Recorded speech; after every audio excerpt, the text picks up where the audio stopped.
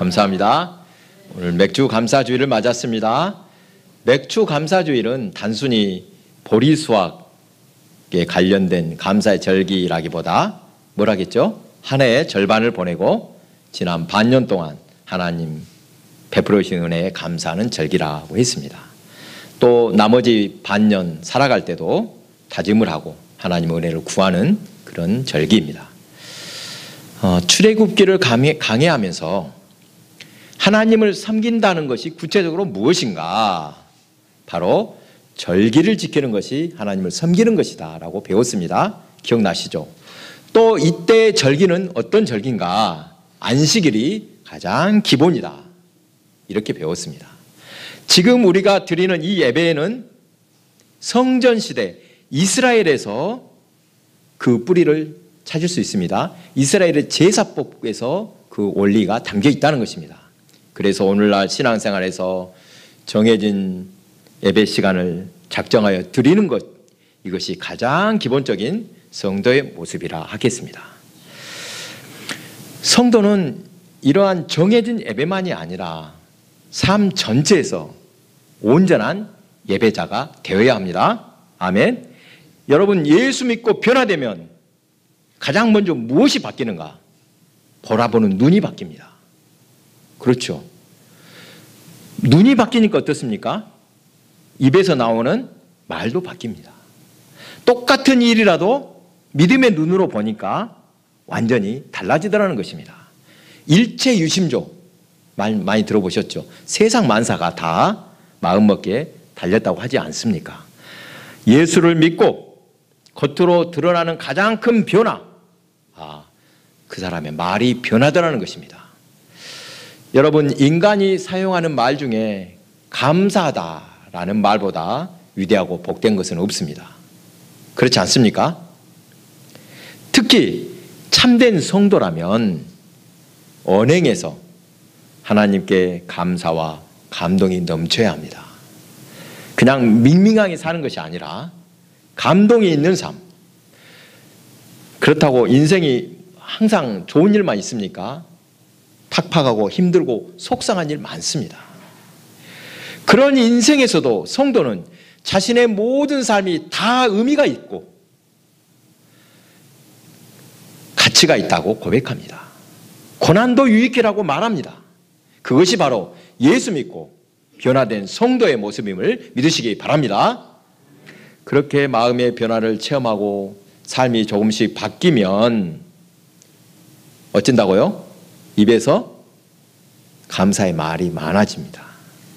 자연스럽게 찬양이 흘러나오게 됩니다. 아멘.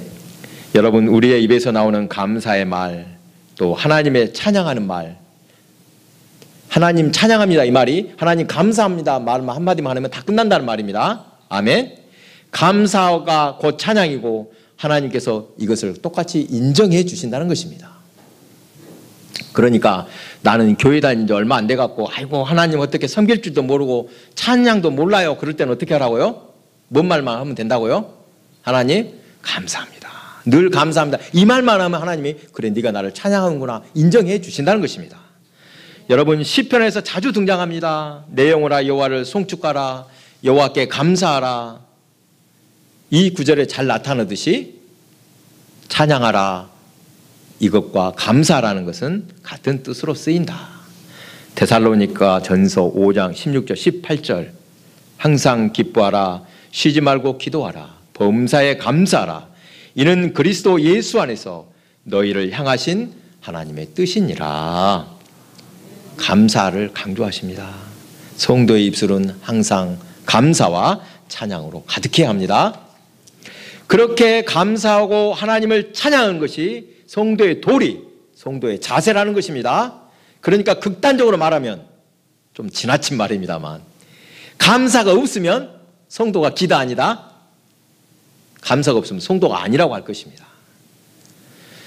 여러분, 성경을 자세히 읽어보면 좋아서 그럴만해서 감사하는 것이 아닙니다. 대부분 고통을 많이 겪고 시련의 폭풍을 지나온 사람들에게서 참된 감사가 나옵니다. 그렇죠. 고생도 해봐야 진정한 감사를 아는 것입니다. 고난을 모르는 사람 감사의 깊이와 복을 잘 모릅니다. 죽음의 고비도 넘겨본 사람, 깊은 절망에서 다시 인생을 찾은 사람이라야 참된 기쁨에 감사를 안다는 것입니다. 진정한 감사는 고통 후에 은혜 안에서 나오는 것입니다. 아멘. 여기서 또 중요한 것이 하나가 있습니다. 자기가 받은 은혜를 확인할 때 감사하는 것은 당연합니다. 아, 내가 좋은 거 받았구나. 감사하는 마음이 당연히 듭니다. 하지만 더 중요한 것, 받은 은혜를 마음속에 딱 두고 있는 것이 아니라 이렇게 되면 어떻게 됩니까? 감사의 기적이 일어나지 않습니다. 아, 고마운 마음이 있구나라고 마음에 담아두지 마시고 어떻게 하라고요? 입술로 고백할 때, 행동으로 은혜를 감사할 때, 주위에 나눌 때 기적이 나타나고 완성이 되는 것입니다. 아멘. 오늘 본문 말씀은 전에도 나눈 적이 있습니다. 오랫동안 신앙생활 하신 분들은 본문의 이야기를 몇 번 들어보셨을 것입니다. 이야기 다 아시죠? 뭔 이야기인지 다 알아요. 그 이야기. 문둥병으로 고통 속에 살다가 예수님을 만나 기적을 체험한 10사람 이야기가 나옵니다. 당시 문둥병은 오늘날 우리가 말하는 한센병만을 가리키는 것은 아닙니다. 잘 아시죠? 넓은 의미로 악성 피부병을 다 통칭한다 하겠습니다. 절대 고칠 수 없다, 이래서 무섭기보다 사회에서 격리되었다, 그래서 서럽다, 여기에 초점을 두시기 바랍니다. 여러분, 사람 구실하게 못 되었다는 것이 정말 더 아픕니다. 가족에게서, 자신이 사는 마을에서 쫓겨나야 했습니다. 단절된 사람, 얼마나 안타까운 모습입니까? 인간으로서 겪는 슬픔 중에 단절과 소외, 참으로 큰 아픔입니다. 당시 문둥병자들은 그런 아픔을 겪고 있었습니다. 이때 그들에게 한 줄기 희망의 빛이 찾아옵니다. 예수님께서 예루살렘으로 가시던 도중 한 마을에 들려 생각지도 않게 이 10명의 문둥병자를 만나신 것입니다. 사람에게는 우연이지만 하나님은 필연입니다. 무슨 뜻입니까? 우연히 내가 예수를 믿고 구원받은 것 같았는데 나중에 보니까 어쨌더라고요? 아하, 하나님의 귀한 섭리고 계획이었구나, 이것을 알게 되는 것입니다. 10명의 문둥병자들은 예수님을 만날 가능성, 기대, 희망 전혀 없었지만 참으로 우연히 만날 수 있게 되었습니다. 우리가 잘 알듯이 당시 사람들은 문둥병에 대해서 문둥병이 걸리면 하나님께 저주받은 자들이라고 생각을 했습니다. 문둥병만이 아닙니다. 어떤 사람에게 질병이 생겼다 그러면 그 사람은 하나님께 저주받은 사람이다. 그렇죠. 그래서 그들은 뭔가 죄인이야, 가까이 하면 안 돼, 접촉을 금지당했습니다. 얼마나 안타깝습니까? 몸에 질병도 서러운데 죄인이라고 저주받은 자라고 낙인이 찍히고, 문둥병처럼 전염병은 내가 살던 곳에서 쫓겨나고 격리되어야 했습니다. 살아도 산 것 같지 않았을 것입니다. 그들에게 구원을 베풀고 미래의 희망을 전해줄 사람은 없었습니다. 절대 올리면 안 되는 사람들이었습니다. 살 길이 없었습니다. 이것은 어쩌면 오늘 우리가 사는 세상을 말하는 것 같습니다. 멀쩡해 보여도 속을 들여다보면 너무나 끔찍한 일이 이 세상에 많습니다. 전쟁, 왜 그렇게 전쟁하는지 모르겠습니다. 폭력을 행하고 또 마약으로 사람들이 죽어가고 이렇게 지옥으로 만들어가며 살고 있습니다.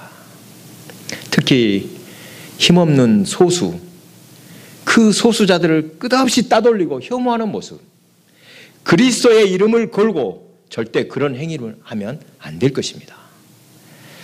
앞에서도 잠깐 언급했듯이 오늘 말씀을 읽을 때 예수님이 우연히 그곳으로 지나가신 것이 아닙니다. 사실은 그들을 찾아 가신 것입니다. 문둥병자들을 불쌍히 여기셔서 그렇게 일부러 가셨다는 것입니다.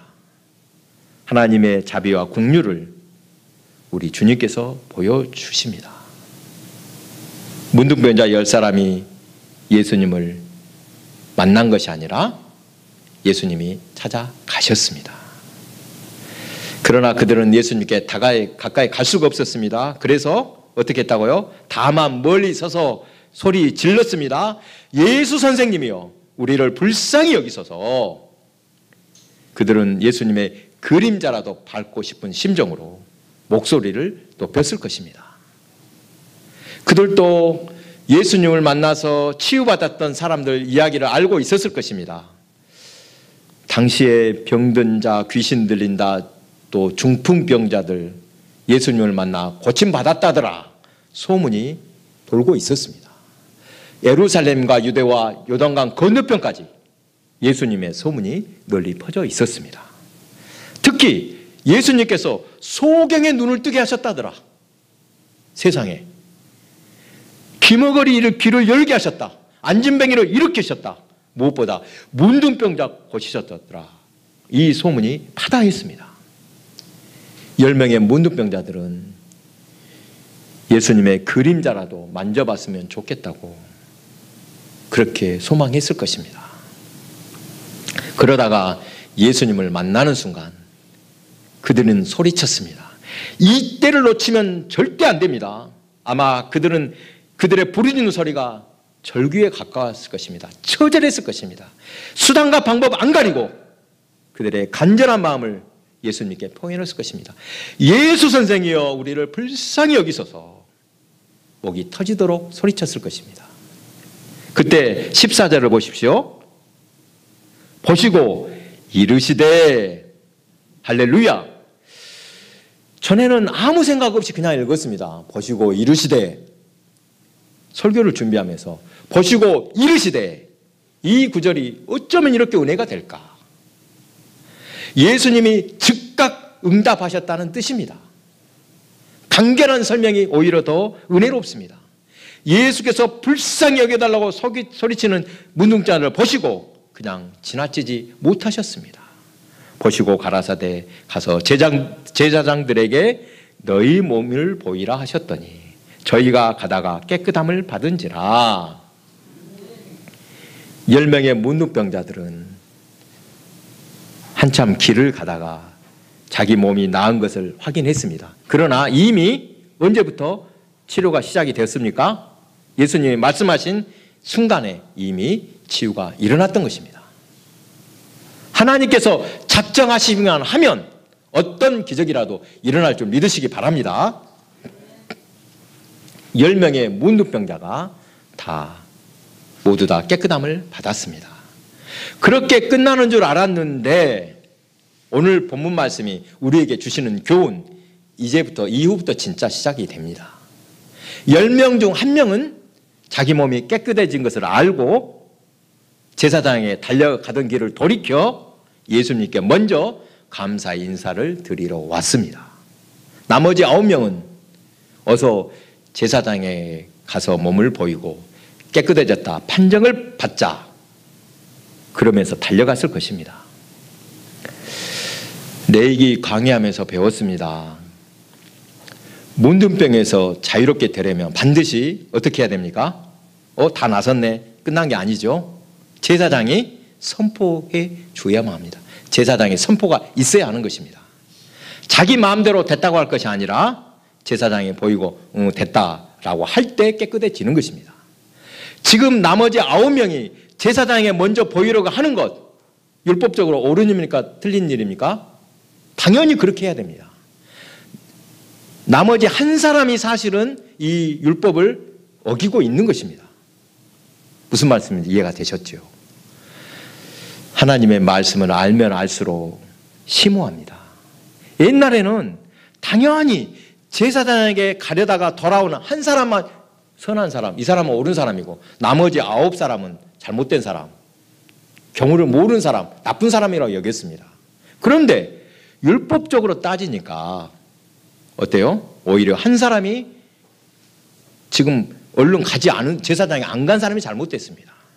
또한 나머지 9명도 꼭 나쁘게 생각할 것은 아닙니다. 어떻게 합니까? 먼저 가서 제사장이 깨끗했다는 판정을 받고 됐다, 이제 가서 인사하러 가야지, 그렇게 돌아올 수 있지 않았겠습니까? 꼭 9명을 염치도 없고 감사도 모르는 나쁜 사람이라고 여길 필요는 없습니다. 본문에서 말씀하시고자 하는 것은 율법보다 감사, 즉 율법보다 은혜가 중요하다는 것을 말씀하셨다고 하겠습니다. 율법이냐 은혜냐, 지금이야 당연히 은혜가 우선이라고 쉽게 말하겠지만 당시 유대 사회에서는 쉬운 질문이 아니었습니다. 무슨 일이 있어도 율법을 어기면 안 된다고 생각했습니다. 여러분, 이런 일도 있었습니다. 하필 안식일에 적군과 전쟁을 하게 되었습니다. 율법의 안식일은 어떻게 해야 됩니까? 몇 발짝도 움직이면 안 된다, 일하지 말라고 분명히 하셨기 때문에 유대인들은 전혀 대항하지 않았습니다. 결과가 어떻게 됐겠습니까? 모조리 몰상당하고 말았습니다. 이런 일을 겪고 난 후에 이러면 안 되겠다, 율법을 보완하고 수정하게 되었습니다만 근본 뿌리는 모든 것이 율법이 우선한다, 율법만 지켜야 된다, 이렇게 정해져 있었다는 것입니다. 그러나 예수님은 분명하게 일러주십니다. 율법보다 은혜가 우선한다, 이 사실입니다. 하나님께서 율법을 주신 목적이 무엇인지 깊이 생각해 보라는 것입니다. 인간에게 무겁게 짐을 지우고 괴롭게 하라고 율법을 주신 것이 아닙니다. 진정한 감사를 알게 하시려고, 하나님의 자비와 긍휼이 얼마나 깊은지 깨닫게 하시도록 율법을 주신 것입니다. 예수님께서는 바로 이러한 율법을 생각하신 것입니다. 10명의 문둥병자 중에 단 한 명, 그것도 이방인으로 취급당하던 사마리아 사람이 율법보다 감사가 우선이라고 먼저 예수님께 찾아와 감사의 인사를 올린 것입니다. 그 순간을 상상해 보십시오. 예수님께서 참으로 흐뭇하다고 하셨을 것 같습니다. 아하, 하나님 은혜를 정확히 알고 있구나, 이렇게 돌아와 살해한 그를 칭찬하셨던 것입니다. 여기서 또 한 가지 중요한 사실이 있습니다. 율법적으로 제사장에게 보이는 행위는 단지 예방 차원일 뿐입니다. 치료해 주는 것이 아닙니다. 제사장은 치료자가 아니라 판단하는 사람입니다. 그렇죠. 물론 이 성전 시대의 제사장의 역할 매우 중요했습니다. 잘 아시죠? 하나님 앞에 거룩하게 살기 위해 제사장들은 백성에게 하나님의 백성으로서 어떻게 해야 거룩하게 살 수 있는지 본이 되는 중요한 역할을 했습니다. 예를 들자면 병에 걸리지 않게 주의할 점을 알려주는 것입니다. 이거 조심해야 된다, 이거 가려야 된다, 잘 알려줬습니다. 그러나 중요한 것은 막상 병이 들게 되면 그들은 치료자가 아닙니다. 치료할 수 없습니다. 그들의 역할이 아니었던 것입니다. 예수님은 성전 시대의 이 제사장들과 정반대의 역할을 하셨다고 하겠습니다. 이렇다 저렇다 판단하지 않으셨습니다. 너는 죄를 지어서 병이 걸린 것이다. 제사장은 이렇게 판단했지만 예수님께서는 정반대로 하셨습니다. 누가복음 9장에 보면 나면서부터 맹인된 사람의 이야기가 나옵니다. 유대인들은 나면서부터 병이 맹인이라면 누구 책임입니까? 분명히 자기 부모 책임이든지 이 사람 죄일 거라고 생각을 했습니다. 제가 9장 1절부터 3절까지 읽어봅니다. 예수께서 길을 가실 때 날 때부터 맹인된 사람을 보신지라. 제자들이 물어 이르되 나뼈 이 사람이 맹인으로 난 것이 누구의 죄로 인함이니까? 자기니까 그의 부모이니까? 예수께서 대답하시되 이 사람이나 그 부모의 죄로 인한 것이 아니라 그에게서 하나님이 하시는 일을 나타내고자 하심이라. 예수님은 판단하지 않고 다만 하나님의 영광, 은혜를 나타내기 위하여 치유자가 되어 주셨습니다. 판단하지 않고 치유하시는 예수님이십니다. 여러분, 예수님의 사역 중에 치유, 이 병고침 참으로 중요한 사역이었습니다. 예수님은 찾아와서 내 병을 고쳐주십시오 하는 사람들 골라서 치유해 준 것이 아니라 누구라도 탓하지 않고 다 고쳐주셨습니다. 몸에 병이 나서 병원에 갈 때 의사가 여러분에게 어떻게 합니까? 환자를 막 탓하고 미워하고 그러지 않습니다. 그렇죠? 여러분, 우리도 이런 마음을 가져야 합니다. 상담함을 공부한 사람들이 흔히 이렇게 말합니다. 상처가 곧 성격이다. 누구나 상처가 다 있습니다. 그 상처로 인해서 살면서 성격이 굳어졌다는 것입니다. 저는 이 몸에 밴 어린 시절이라는 책을 읽고 혼자서 펑펑 울었습니다. 나는 왜 맨날 이 모양일까? 내 자신에게 문제가 있는 것을 알면서도 자꾸만 같은 실수를 반복할 때 그 이유를 몰랐습니다. 그러다 이 책 제목처럼 아하, 몸에 밴 어린 시절의 상처에서 이런 반응이 나왔구나.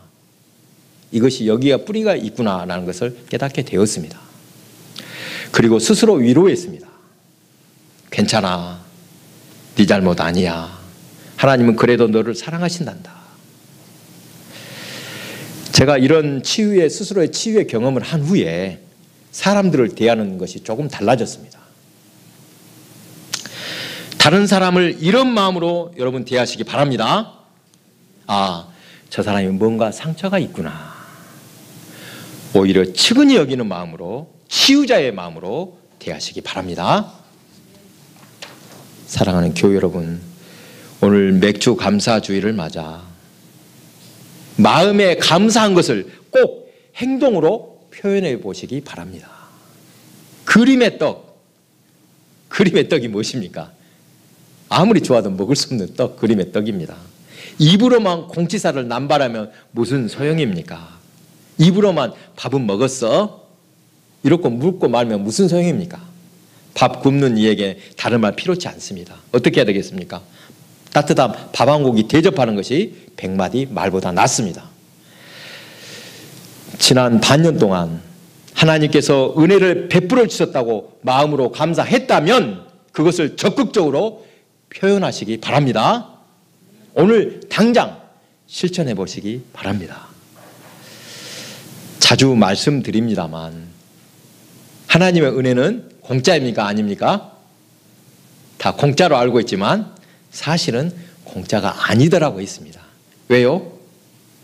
여러분, 하나님께서는 우리에게 한없는 자비와 긍휼을 베풀어 주십니다. 거저 값없이 주시는 것들이 얼마나 많습니까? 분명히 공짜로 받았습니다. 그런데 그 은혜에 감사를 표현하지 않으면 아무 소용이 없다는 것입니다. 아무리 큰 것을 받아도 그 가치를 모르고 감사할 줄 모르는 사람에게는 소용없습니다. 하나님께 받은 것에 감사할 줄 알아야 은혜요 복입니다. 하나님께 보답해야만 받은 대로 이웃과 나눌 때 진짜 복이 됨을 믿으시기 바랍니다. 자신을 밝히지 말아달라 부탁하셨으니 그 누구여? 이렇게 알려고 하지 마시고 들어주시기 바랍니다. 그분은 언젠가 제대로 감사를 표현하지 못한 일이 생각이 나셨다고 합니다. 벌써 몇 년이 지났지만 이제라도 마음을 표현해야 되겠다라고 작정하신 것입니다. 진작 잊을만도 한데 다시 생각나서 감사를 표현하셨습니다.